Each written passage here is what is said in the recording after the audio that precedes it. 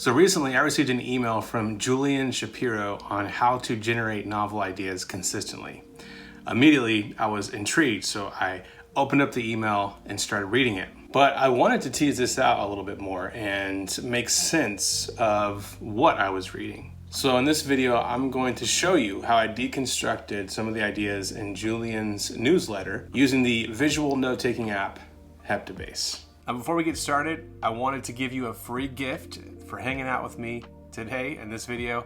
This is my free guide on how to take book notes and get those insights into your second brain, all without using Readwise. This is a slow approach, and it's intentional and slow on purpose. By the end of the guide, you'll have a simple system for highlighting books, a mindful approach for adding content to your second brain, a process for creating building blocks of knowledge for the future, and then a simple tip for making more connections inside of your second brain. The link to download that guide is in the description below. Okay, so with Heptabase, I was able to go from reading this article the way that it is to digesting it to look like this.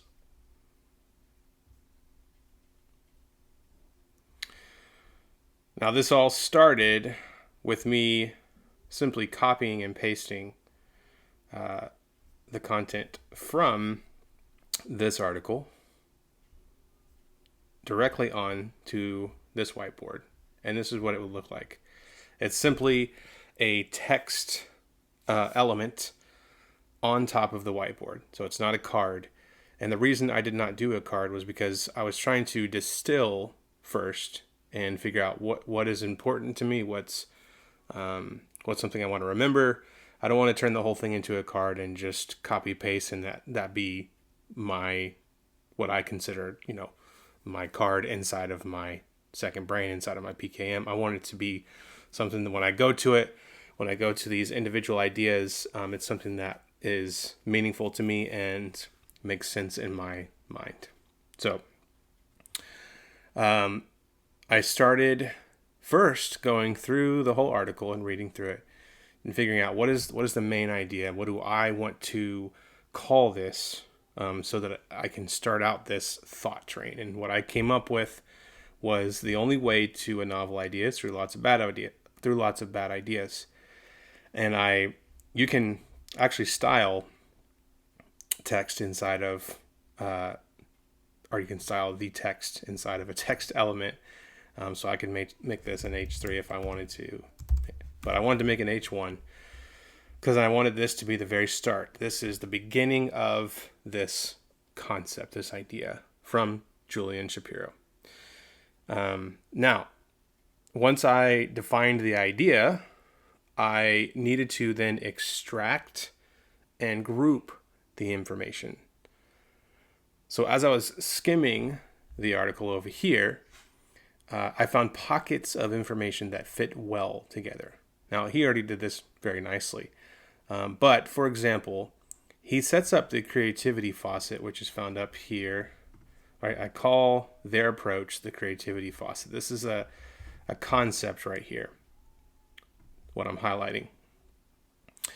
But he kind of sets it up with talking about Ed Sheeran and Neil Gaiman, not sure if I'm saying that right, their processes and how they approach creativity.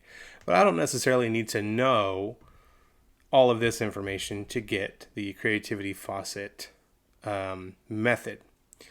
And so I grabbed the information that was related about the creativity faucet, just like this, not like that, just like this, copy and paste. Now this is its own text element here, and it's separated so that I can move it around, so that I can connect things to it. And I did that throughout the whole article, and that's what you are looking at whenever you see each of these text items here. Some of them are cards, and I'll go into that in a second. Now, as I pulled out and grouped all the information and in the way that I thought it would make sense, then I started connecting the thoughts visually. And this is where the lines come in.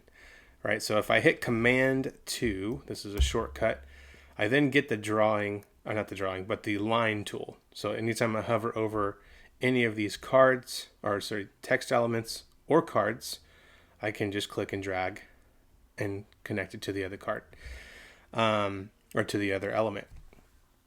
So I would sometimes add text to the lines, because you can do that here on any of these lines. I can add, if I double click, nope, not double click. If I select it and then go to the text, then I can add text. But I wanted to add text just as a way to kind of give me a heads up on what's coming up. Almost like a a windy road sign that you see when you're about to go up to a windy road down a mountain or something like that, just to let me know, hey, something's about to happen. So you'll see that throughout, like introducing and here's why this works, because this is actually a good example. There's this idea that once bad ideas are emptied, better ideas begin to arrive. Now, Julian explains this very well on why this is the case and how it works.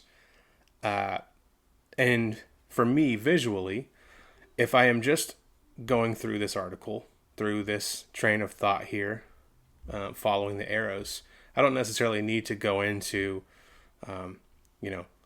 the here's why and this works, because if I'm just trying to get a gist of what it is that he's talking about. So these, the text is a way for me to visually see, do I need to keep going down this road or not? So, okay, so I've connected the thoughts visually with the lines. Let's see what's next. And then on some of these, I started adding questions as titles of the card elements here. Because as I was going through the article, I would instinctively start asking myself questions.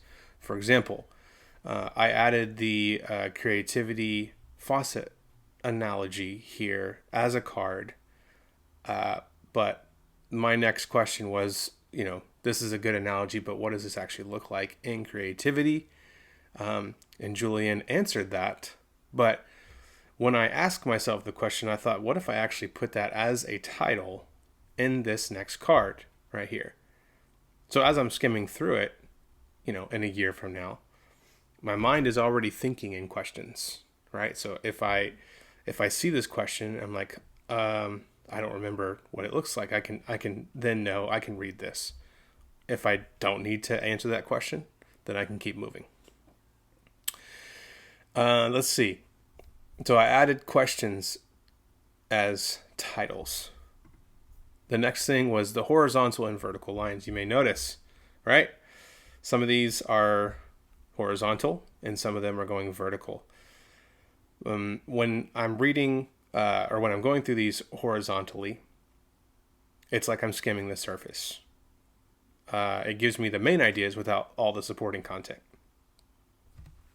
Now, this is a little bit harder to do whenever I am vertically reading an article, like you would on any website. And titles help with that, right? And other formatting helps with that, which is fine. But this is just another way to read your ideas and read the content that you come across. So the horizontal is skimming the surface, and vertical cards let me know that there's more if I want to go deeper without all the supporting content. But it's not necessary that I know the information. Like I mentioned here, the once bad ideas are emptied, better ideas begin to arrive. I don't necessarily need to know why or how it works. If I already know that, or if I don't really need to know that at this moment, I can continue on to what can we do practically? How do we do this practically, right?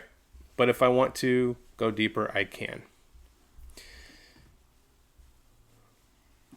The other thing is, you can use color to pull out specific information. I want to give an example down here. Now, I use the yellow because of the caution, like a word of caution. However, don't let the pursuit of originality freeze this process, because there's another goal that's more important than originality anyway, and that's resonance. I wanted to pull this out, not only by actually pulling it out of the article, but this giving it a distinct color, so that when I'm going through this in a year later or whatever, it jumps out at me and I can remember, slow down, I need to read this.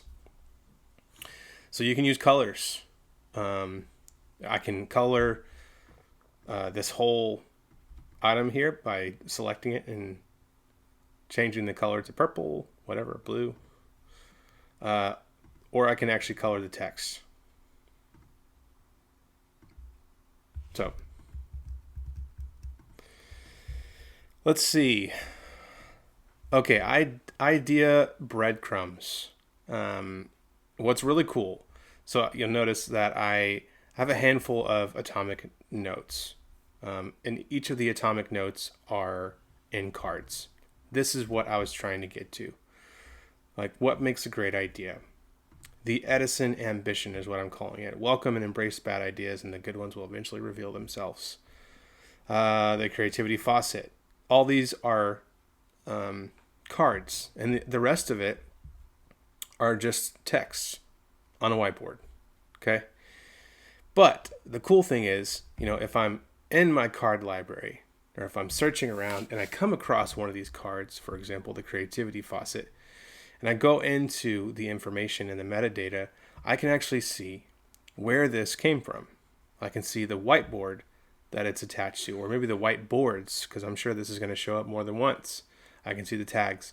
And then once I go into that whiteboard, let's say it's 3 or 4 years from now, I come across this creativity faucet card again, and I'm like, I want to know, where did this come from? What's around this idea? I can jump back into it, into this whiteboard, and have all this this information here to help support the idea. And I'm jumping back into it. So it's pretty cool, what I'm calling the idea breadcrumbs. I hope you found this very helpful. If you know someone who would benefit from it, please feel free to share it.